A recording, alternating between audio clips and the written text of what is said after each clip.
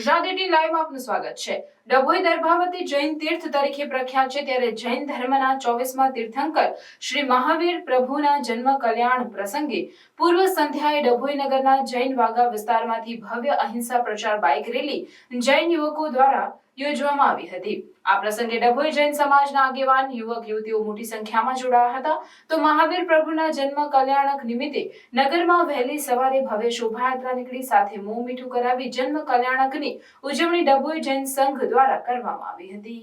જૈન ધર્મના 24મા તીર્થંકર એવા મહાવીર પ્રભુના જન્મ કલ્યાણકની તમામ જૈન સમાજના લોકો કરી રહ્યા છે, ત્યારે દર્ભાવતી નગર જે 6 જેટલા જૈન દેરાસરો અને જૈન તીર્થ ક્ષેત્ર તરીકે પ્રખ્યાત છે, તેવામાં ડભોઈ નગરમાં આવેલ જૈન વાગા વિસ્તારમાં વસતા તમામ જૈન સમાજના લોકો મહાવીર પ્રભુના આશીર્વચન અને પ્રેરણામાં ભાગરૂપે સમાજમાં જીવદયા અને અહિંસાનો પ્રચાર કરવા હેતુ જન્મ કલ્યાણકની પૂર્વ સંધ્યાએ નગરના રાજમાર્ગો પર ડીજે સાથે બાઇક રેલી યોજી હતી, જેમાં અહિંસાથી દૂર રહી પ્રેમ ભાવમાં જાગૃત કરવાનો સંદેશ આપ્યો હતો। તો નગરના જૈન વિસ્તારમાં જન્મ કલ્યાણકના દિવસે વિવિધ ધાર્મિક કાર્યક્રમોનું આયોજન કરવામાં આવ્યું હતું। ભવ્ય શોભાયાત્રા પણ યોજવામાં આવી। આ પ્રસંગે ડભોઈ જૈન તીર્થમાં આગેવાનો, યુવક યુવતીઓ, બાળકો સહિત મોટી સંખ્યામાં જોડાયા હતા। નગરના રાજમાર્ગો ઉપર શોભાયાત્રા અને અહિંસા રેલી યોજ્યા બાદ સમગ્ર દિવસ દરમિયાન જીવદયાના કાર્યો સહિત અનેક સેવાકીય પ્રવૃત્તિનું આયોજન કરવામાં આવ્યું હતું। જય જિનેન્દ્ર। કાલે તારીખ 21 એપ્રિલ 2024ના રોજ જૈન ધર્મના 24મા તીર્થંકર શ્રી મહાવીર સ્વામીના જન્મ કલ્યાણક નિમિત્તે આજે 20 એપ્રિલ 2024ના રોજ ડભોઈ નગરમાં અહિંસા રેલી એટલે કે બાઇક રેલીનું આયોજન કરવામાં આવ્યું છે। આ રેલીનો ઉદ્દેશ્ય ડભોઈ નગરમાં અહિંસા અને જીવદયાનું પાલન થાય એવા સંદેશ આપવાનો છે।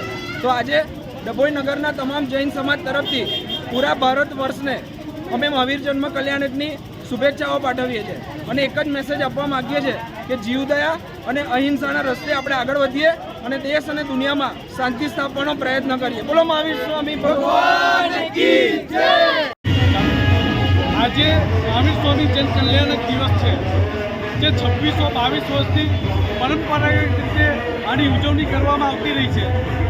આજે તેમાં દર્ભાવતી જૈન સંઘ તરફથી એટલે કે વિજય દેવસુરી જૈન સંઘ તરફથી પણ આ શોભાયાત્રાનું સુંદર આયોજન કરવામાં આવ્યું છે।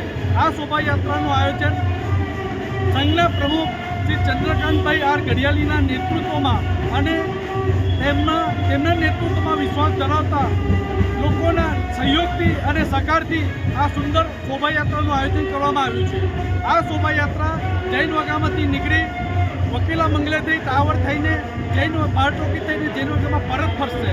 આ શોભાયાત્રામાં આજે અંબી સુંદરી તેમજ જૈન એલર્ટ તરફથી સમગ્ર જૈન ડભોઈના લોકોને મોં મીઠું કરવામાં આવી રહ્યું છે। તેમજ આજે બપોરે 4 વાગે કઈ ફાઉન્ડેશન તરફથી પણ આજે પક્ષીઓના જે વસ્તુ હોય છે એનું વિતરણ કરવામાં આવશે। આવું એક સુંદર આયોજન કરવામાં આવી રહ્યું છે।